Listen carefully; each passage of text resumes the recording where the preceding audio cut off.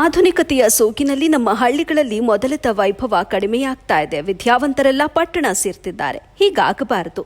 ಯುವಕರು ಹಳ್ಳಿಗಳಲ್ಲೇ ಇದ್ದು ಕೆಲಸ ಮಾಡಬೇಕೆನ್ನುವ ಸಂದೇಶ ಇಟ್ಟುಕೊಂಡು ನಿರ್ಮಾಣವಾಗಿರುವ ಚಿತ್ರವೇ ಸಂಭವಾಮಿ ಯುಗೆ ಯುಗೆ.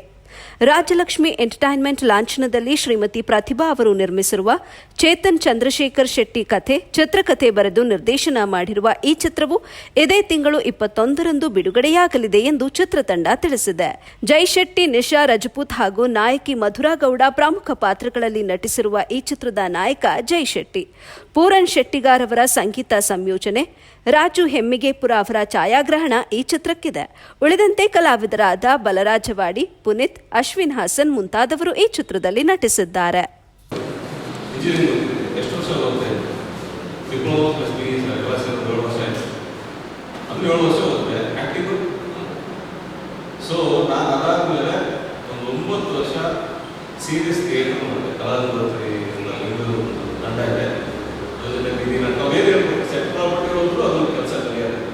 ನನ್ನನ್ನು ಮನುಷ್ಯನಾಗಿ ಮಾಡಿದ್ದೆ ನಾನು. ಅಂದರೆ ಈ ಇಂಜಿನಿಯರ್, ನಾನು ಸಾಫ್ಟ್ವೇರ್ ಆ ಕಂಪ್ನಿ ಈಗೋ ಎಲ್ಲ ಬಿಟ್ಟು ಗ್ರೌಂಡಲ್ಲಿರೋ ಜನ ಎಲ್ಲ ಹೇಳ್ಕೊಟ್ಟಿದ್ದೆ ನನಗೆ ಅನುಭವ. ನಂತರ ಸಿನಿಮಾ ಸೀರಿಯಲ್ ಮಾಡೋದು ತಯಾರು. ನೆಕ್ಸ್ಟ್ ಸಿನಿಮಾಸ್ ಬಂದರೆ ಈಗ ಮಾಡ್ತಾ ಇದ್ದೆ. ಇಂಜಿನಿಯರಿಂಗ್ ಹೋಗ್ಬಿಟ್ಟೆ. ನಾನು ಏನು ಹೇಳಕ್ಕೆ ಹೊರಟಿದ್ದೀನಿ ಅಂದರೆ, ನಾವು ಒಂದು ಸಂಘಟನೆಗೆ ಸ್ವಲ್ಪ ವೇದನೆ ಹೇಳ್ಕೊಡ್ತೀವಿ ನಮ್ಮ ಇಂಡಸ್ಟ್ರಿಯಲ್ಲಿ. ನಾನು ಇಲ್ಲಿ ಕತೆ ಹುಟ್ಟು ರೀತಿ ಹೇಳಿದ್ದೆ.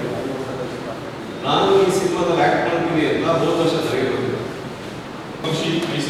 ಮೈಸೂರು ಹುಟ್ಟೂರು ಹಾಗಾಗಿ ಇದು ನನ್ನ ಎರಡನೇ ಸಿನಿಮಾ. ಮೊದಲನೇ ಸಿನಿಮಾ ಮೋಸ್ಟ್ ಕನ್ನಡ ಅಂತ ಅದರಲ್ಲಿ ಲೀಡಾಗಿ ಮಾಡಿದ್ದೆ. ಬಟ್ ಆ ಲೀಡ್ ಕ್ಯಾರೆಕ್ಟರ್ ನಮ್ಮೊಂದು ವಿಲನ್ ಕ್ಯಾರೆಕ್ಟರ್ ತುಂಬ ಚೆನ್ನಾಗಿ ಸಿನಿಮಾ. ನಾಯಕಿ ಜೈ ಶೆಟ್ಟಿ, ಮಧುರಾ, ನಿಶಾ